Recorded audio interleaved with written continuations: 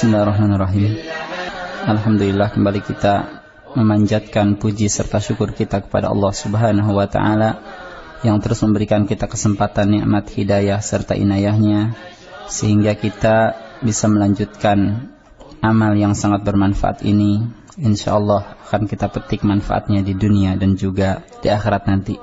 Kali ini kita akan membahas tentang satu sifat yang sangat mulia, satu akhlak yang sangat agung, bahkan ini menjadi akhlak Islam, yaitu al-haya, atau sering kita artikan dengan rasa malu.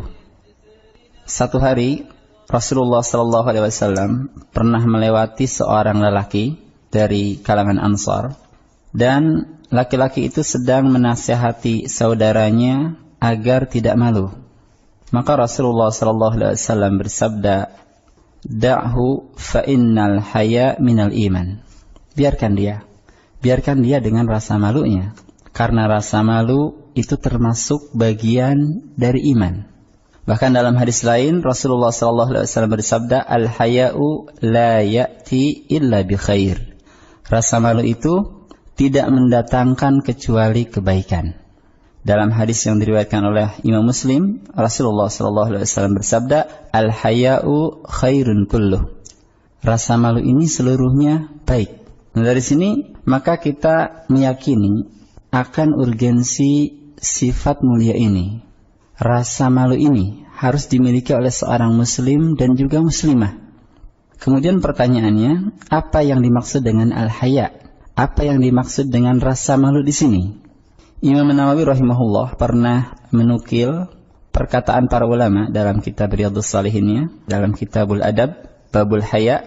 Beliau mengatakan, "Hakikatul haya khuluqun yab'atsu ala tarkil qabih wa yamna'u minat taqsir fi haqqi dzil haqq."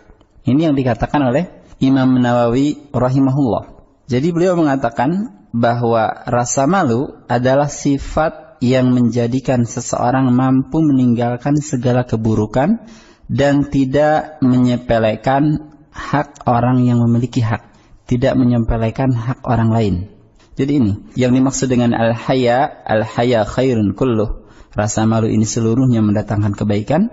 Maksud al-haya di sini atau rasa malu di sini adalah sifat yang menjadikan seseorang mampu meninggalkan segala keburukan dan tidak menyepelekan hak orang lain. Nah, dari sini maka kita meyakini bahwa wanita terbaik atau wanita yang baik adalah mereka yang memiliki rasa malu. Muslimah yang salihah adalah muslimah pemalu yang memiliki rasa malu. Dia malu untuk keluar rumah dalam keadaan aurat terbuka. Dia malu untuk berbicara dengan lawan jenis kecuali benar-benar terpaksa dan ada kepentingan.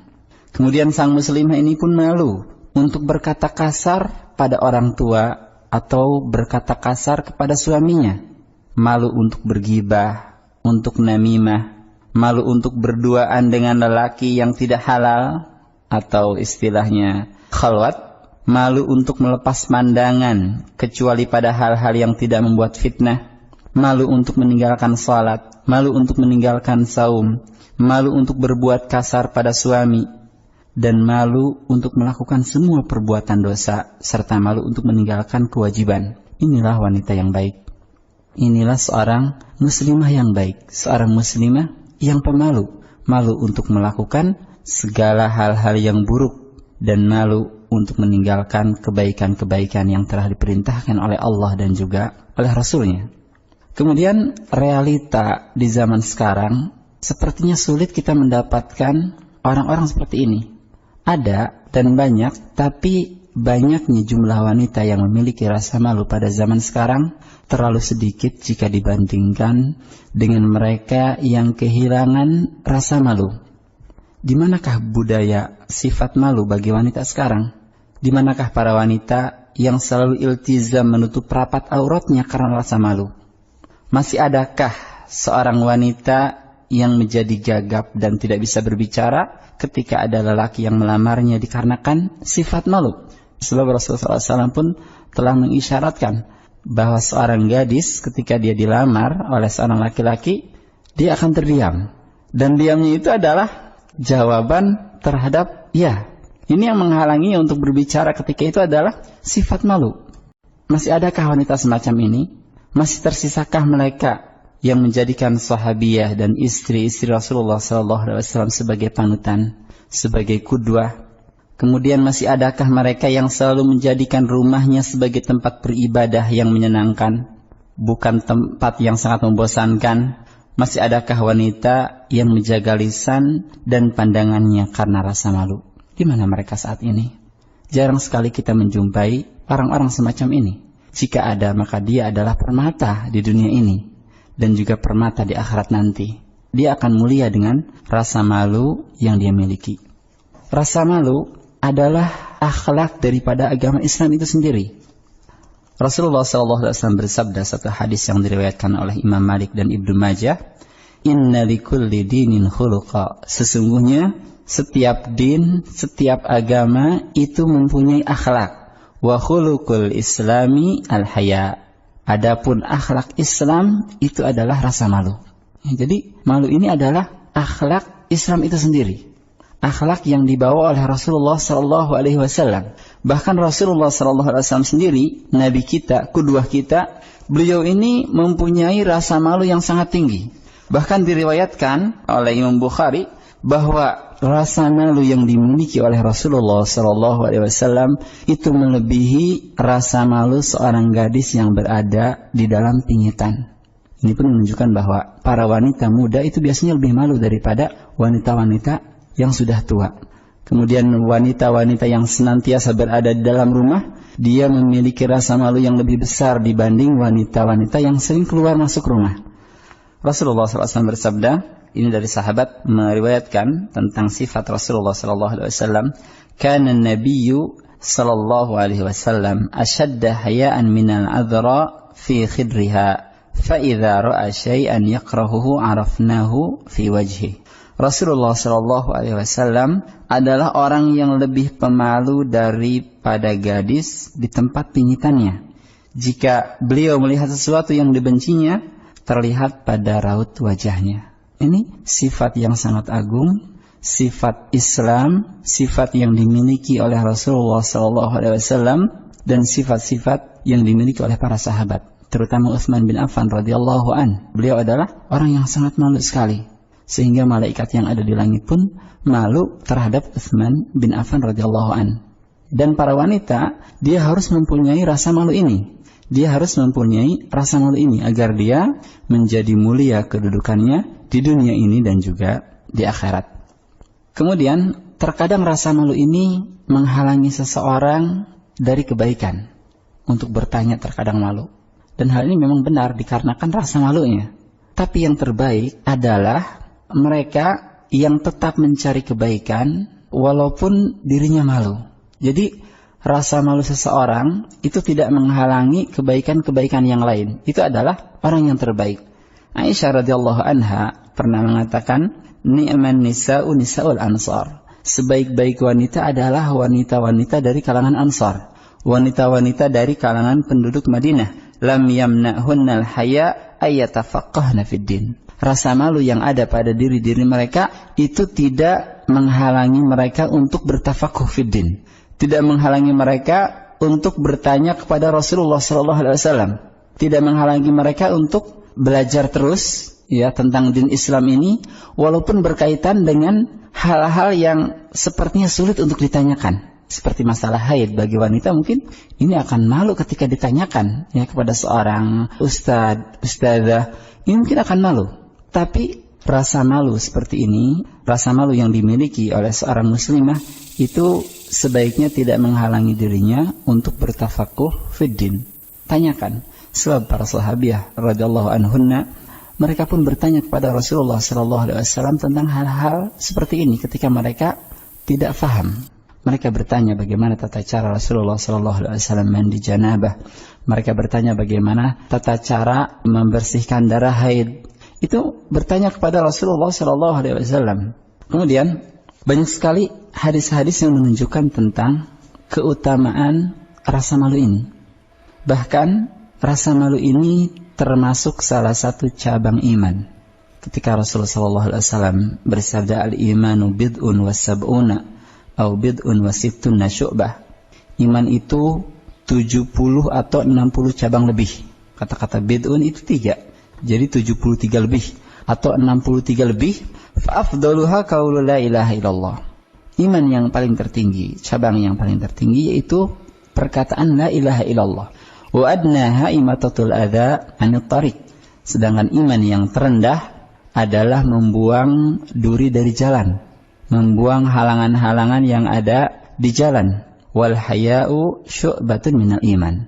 Dan rasa malu ini adalah bagian dari keimanan. Jadi rasa malu ini termasuk keimanan. Ketika kita tidak memiliki rasa malu, maka tidak sempurna iman kita, tidak sempurna iman kita.